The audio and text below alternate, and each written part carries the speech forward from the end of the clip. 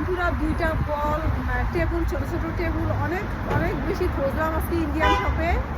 অনেক খুঁজতে খুঁজতে শেষ পর্যন্ত আমি আমার দুইটা ছোট ছোট টেবিল মানে বসার জন্য কি পেয়ে গেলাম। তো সেইটা আমি আপনাদের সাথে এখন শেয়ার করি। একটা হলো এইটা, যে আমি যেহেতু ছোট ছোট মানে বইসা ভিডিও করি, তো আমাদের এখানে বসার কিছু নাই, তো আমি এটা একটা কিনে নিলাম।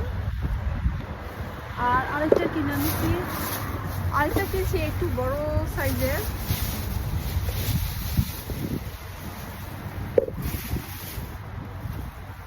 তো আরেকটা কিনছি হইলো এটা একটু বড় ছোট টেবিলের মতন, এই যে এটা কিনে নিলাম।